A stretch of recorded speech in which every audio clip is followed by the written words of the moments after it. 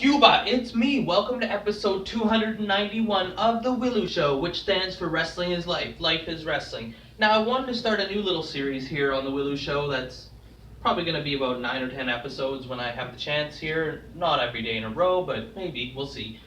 I'm Because I wrestle primarily in Ontario, a lot of times I'm talking about Ontario, but Canada as a whole has a lot of great talent, and they have a lot of great promotions, and I thought we should shine some light on all the other provinces that feature wrestling. Now, I probably won't be doing none of it because I don't think there's, well, how much wrestling is up there? None of it? I don't know. But I'm going to do some research. See, I don't know that much about some of the other provinces because I primarily wrestle in Ontario and follow Ontario wrestling and with a little bit of WWE. So I'm going to do my best and hopefully make some contacts in some of those other provinces and find out some stuff. I'll have to look online. Hopefully other people can chime in and tell me. But the first one I know a little bit more about than the others because I grew up in British Columbia, Vancouver Island, Campbell River to be quite exact. So I know a little bit about the history. I went to some indie shows there when I was a kid growing up, and so I do know a little bit about that. So I'm going to start with that one because that's the nearest and dearest to my heart. And I want to know with you guys, do you have any memories of watching BC wrestling from BC? Do you know any of the wrestlers from BC? Do you know any of the promotions out there? I'm going to tell you what I do know, and if I'm wrong, please feel free to correct me. I'm just going to go by what it is. But like I said, when I was a kid growing up, me and my friends would go to watch the wrestling at the Campbell River Community Hall, and there would be, it was ECCW back then was the promotion, but I know Al Tomko had a good run there, and he had nationwide TV. I guess I hear reports of people from Ontario used to even watch Al Tomko his television. I know he branched out from the NWA, and I believe I think he was All Star Wrestling, and then after All Star Wrestling voted ECCW came. Correct me if I'm wrong, but like the people that I've talked to, they remember Al Tomko, Playboy Buddy Rose, Diamond Tim Flowers, Bulldog Brown, those kind of guys back in the day, and they would always bring talent in there too. Honky Tonk Man got a good run out there, and then a lot of people would come through the territory. And I know Stampede Wrestling, I don't know if they partnered with Tomco or not, but I exchanged talent maybe I'm wrong. And currently, the Singh brothers, who used to be known as the Bollywood Boys, who are like Jinder Mahal's cheerleaders, I guess you could call them, they cut their teeth out there in BC, and Jinder Mahal spent a lot of time there too, although I believe he started in Calgary, but he put in a lot of time out there in British Columbia, mostly on the mainland there. And so the only wrestlers I know from BC are either the ones I met before I moved or the ones I follow now because Eddie Osborne moved back home there, and Lax Siddhartha did as well as TJ Harley moved out there, and Ben Nelson Creed, Bomber. He wrote a book actually, and it starts off in Ontario, but then it ends up in BC, where I guess he currently is now, and it talks a lot about that. So if you have not had that book in your palm, go and get it. It's called You're Gonna Hurt Yourself. I have a copy, and it's a really great book, and it also has some funny Ike Shaw stories. When I was a kid, I used to remember Michelle Starr and Johnny Canuck and Ladies' Choice and Disco Fury.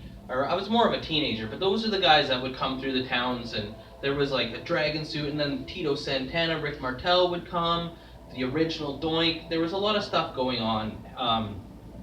BC was there wasn't a lot of promotions, but there was some great shows going on there, although it was hard for them at first to get anything going on the island.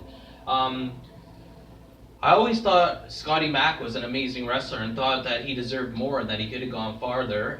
Cremator's out there. He does well for himself. And there's a lot of guys that have broken into business in the last 3 to 5 years that really have some bright futures ahead of them out there in BC. The promotions that I know of that currently run, I know the island has Vancouver Island Pro Wrestling, and they're doing extremely well for themselves. And Eddie Osborne started out PWA BC, and it seems like everyone's getting along out there, where they have their own towns that they run, and they share a lot of talent, and they don't seem to step on each other's toes or run shows the same day. Seems to be going well. And then All Star Wrestling rejuvenated itself and it's come back. ECCW is still around. I know Big West Wrestling, Marty Sugar and those guys, they run shows as well. And I've only wrestled in BC a couple of times. I did this one show, Ice. I remember Ice. He started in British Columbia as well, and then he came out to Ontario, and then he moved back. But there was this one show, somehow me and Eddie Osborne were going back for the holidays or something, and they ran a show in Nanaimo, and we got the pleasure of being on that show. And that was the first time I ever wrestled professionally in British Columbia, and it was a great day for me. We went out to Michelle Starr had a school in Burnaby, I believe it was, and me and Eddie Osborne had quite an adventure, and we went out there and did like a practice match at their wrestling school and stuff like that. We also went on a tour with Ernie Todd and Thorne for CWF, and we ended up going all the way out to BC, up north in some small town there, and doing a couple shows there. But that's about all for BC for me. The reason why I didn't stay in BC, I really wanted to, but when I graduated high school, when I was looking into getting trained, I was like, I need to have the best trainer. No offense to any of those guys that were training at the time, but I was like, I need Shawn Michaels or Terry Funk, or I heard there was a Hart Brothers school, so why not have Bret Hart train me? And then it turned out it was in Cambridge, Ontario, but the guy told me, hey, Bret, Owen, Bulldog, all those guys come through all the time. So it's the place to be, and the other two were in the States. So the reason I chose this Hart Brothers one was because of it was in Canada, so I could work, and you know, I didn't have to get a passport or any of that stuff, and also I could live in the wrestling school, where the rest of them you were required to get an apartment. But wow, they're having some great shows out there. I see clips. I follow All Star Wrestling. I follow ECCW. I follow PWA and VIPW, and they're just like Ontario. They're on a huge boom, and wrestling is on the rise there. And the shows attendance just keeps going up and up and up. And shout out to all the people out there. Like, I kind of consider them friends, like Facebook friends, I guess. But there's a lot of great talent out there, and if you ever do get a chance, if you're a wrestler, make your way out there and do a couple matches. It's nice to wrestle some different places, and it's just beautiful, especially on the island. It's like paradise there. If you're a fan or if you're a wrestler, check them out. Everything's on YouTube. Just Google it. Like them on Facebook. Like their events pages and follow along, and watch their stuff on YouTube and that kind of stuff, and you'll be impressed. There's some great stuff going on out there, and I want to hear what you guys, do you have any memories of BC wrestling? What do you know about wrestling in BC? You know, that kind of stuff. Do you know any wrestlers from BC? Because as always, on the W.I.L.L.I.W show, like or you get a leg drop, comment or you get a clothesline, subscribe or you get a suplex. I'm your host, Elian Habanero. I love wrestling. Cuba!